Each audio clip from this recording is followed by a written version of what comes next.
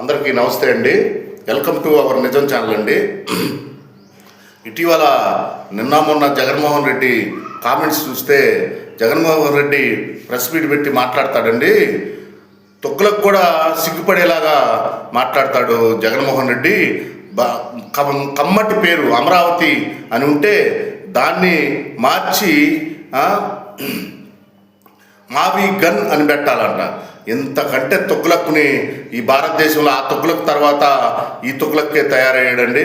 రాష్ట్ర 5 ఏళ్ళు వాళ్ళ తండ్రి పేరు అడ్డం పెట్టుకొని ఓట్లు అడుక్కుంటే 5 సంవత్సరాలు తల్లి చెల్లి ఇద్దరు తిరిగి మా అన్నకు ఒక్కసారి అవకాశం ఇవ్వండి అని ప్రాధేయపడితే ఆంధ్ర రాష్ట్ర ప్రజలు ఒక్కసారి అవకాశం ఇచ్చినందుకు 3 రాజధానులని 3 ముక్కలు ఆటలాడి రాష్ట్ర భవిష్యత్తుని అంధకారం చేస్తుంటే అమరావతి రైతులు పోరాడి నిన్న ఇచ్చిన నిన్న పార్లమెంట్లో జరిగిన సమావేశంలో ఆ బిల్లు ఓకే కావటం ఓర్చుకోలేక వచ్చి కామెంట్ చేస్తున్నాడండి.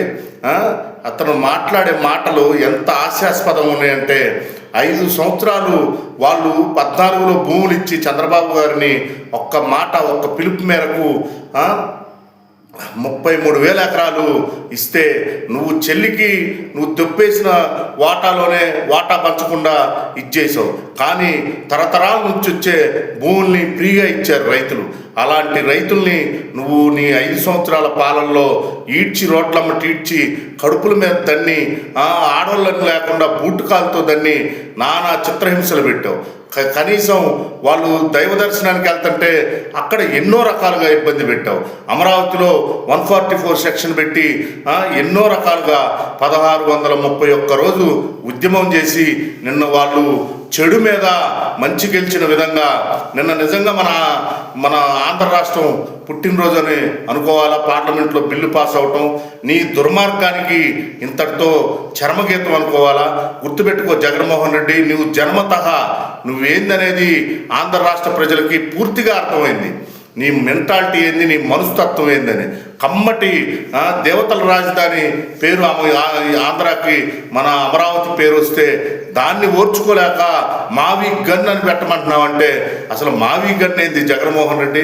నువ్వు ఎంత పిచ్చాలోచనలో ఉన్నావో, రాష్ట్రం మీద నీకు ఎంత శ్రద్ధ ఉందో, నువ్వు మాట్లాడే మాటలు ఈ మధ్య బాగా మైండ్ చిప్పు పోయినట్టుంది.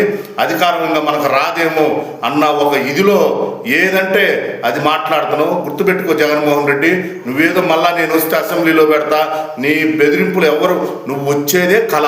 నువ్వు జన్మలో ముఖ్యమంత్రి అవ్వలేవు. నువ్వు చేసిన పాపాలు